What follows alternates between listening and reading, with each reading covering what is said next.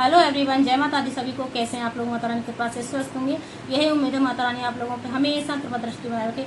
आइए जानते हैं हरतालिका तीज व्रत कब पड़ रहा है। 26 तारीख को व्रत रखा जाएगा। इसमें 16 श्रृंगार कौन कौन से होते हैं, क्या लेना होता है। हम नई साड़ी पहन सकते हैं या धुली हुई साड़ी भी पहन सकते हैं। इसी टॉपिक पर मेरा वीडियो। 16 श्रृंगार में कौन कौन सी चीज़ें होती हैं, हम क्या मैंने शॉपिंग की है, शॉपिंग को भी दिखाने वाली हूँ। तो आइए जानते हैं। सबसे पहले होता है हरतालिका तीज 26 तारीख को पड़ेगी और हमें 16 श्रृंगार लेने हैं। और सबसे मेन चीज़ क्या होता है, हम धुली हुई साड़ी भी पहन सकते हैं। बहुत लोगों को नहीं पता होता है, तो धुली हुई साड़ी भी हम पहन सकते हैं। बिना धुली हुई साड़ी को नहीं पहना जाता है व्रत में।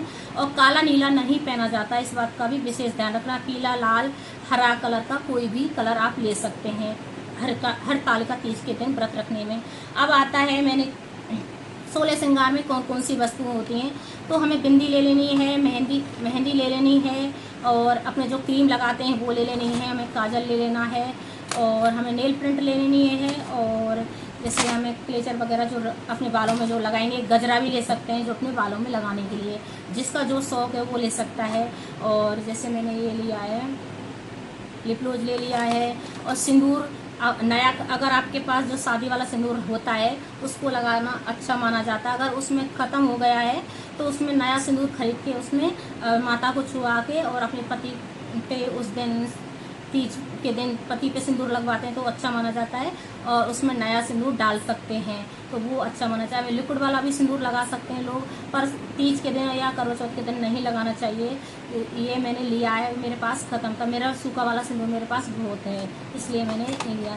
मैंने ये लिया है, आई शैडो लिया है अपने आँखों के लिए लगाने के लिए। और मैंने ये लाइनर लिया है, लिपस्टिक ली है, और सुपर कंपनी का मैंने मस्कारा लिया है, ये होता है। अब मैंने ली है पजेब, ये मैंने पजेब ली है मेरे लिए।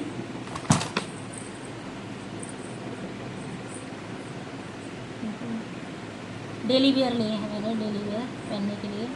और मैंने बिछुआ लिए हैं ऐसे इस प्रकार के। दिख नहीं रहा वीडियो में, कम दिख रहा है। और ये मैं सेट पहनूंगी, मैंने सेट लिया है। तो मेरा सेट कैसा लग रहा है देखो।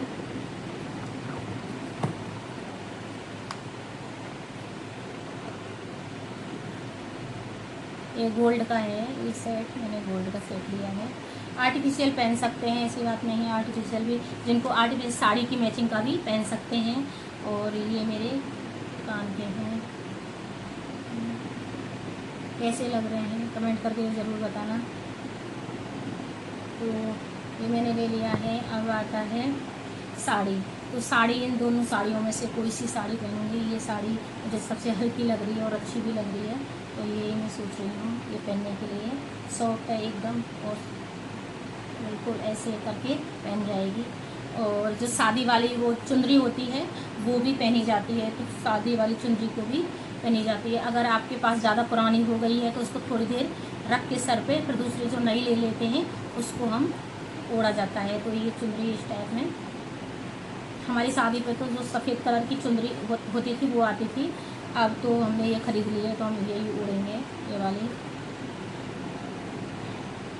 तो इस वाली ये चुंदरी ज़रूर लगाना है उस दिन। हरतालिका तीज जो व्रत रखा जाता है उस दिन चुंदरी ओढ़ी जाती है सर से उस ऐसे। अब तो आजकल ऑनलाइन भी बहुत नई नई चुंदरियाँ आ रही हैं, बहुत अच्छी अच्छी आ रही हैं, तो आप खरीद सकते हैं। जिन्होंने नहीं खरीदा, अभी तो 26 तारीख के कई दिन हैं। और 16 श्रृंगार में ही होता है। चूड़ियाँ अपने मैचिंग की जो साड़ी पहननी है उस, तो ये मैचिंग की चूड़ियाँ ले ली हैं 16 श्रृंगार में, ये लेना है। और अपनी साड़ी लेनी है। और ऐसा नहीं है कि बिना धुली हुई, जैसे जो होती है साड़ियाँ हम जो पहले की रखी होती हैं उनको नहीं पहन सकते, उनको पहन सकते हैं। धुली होनी चाहिए, बिना धुली हुई नहीं पहनी जाती है, इस बात का विशेष ध्यान रखना है। या तो नया साड़ी होना चाहिए या हमारा साड़ी धुला हुआ होना चाहिए, तब हम पहन सकते हैं। और आर्टिफिशियल भी पहन सकते हैं, ज्वेलरी जो हमारे पास होती है साड़ी की मैचिंग का भी करा के हम पहन सकते हैं। जिन जिन लोगों ने शॉपिंग की है तो वो सारे लोग, क्योंकि तीज आने वाली है, 26 तारीख की पड़ रही है। 16 श्रृंगार में ये चीज़ होती हैं जो ज़रूरत की चीज़ होती हैं अपनी, वही लाई जाती हैं। और मेन चीज़ ये, बहुत लोग उस दिन बिछुआ भी चेंज नहीं करते हैं। तो मेरे हिसाब से क्योंकि जोड़ी के हिसाब से बिछुआ चेंज करते हैं बहुत लोग आए दिन करते हैं। अब जिसकी जैसी परंपरा है उस हिसाब से कर सकते हैं। तो मैं तो एक बार साल में करवा चौथ पे ही बिछुआ मतलब चेंज करती हूँ, मैं डेली नहीं करती हूँ। तो आप जैसे जिसको करना है उस हिसाब से आप कर लेना है। और पजेब तो ला सकते हैं क्योंकि हस्बैंड हर गिफ्ट देते हैं, तो अपने लेके रख सकते हैं। जिसकी जैसी सामर्थ्य उस हिसाब से करना चाहिए।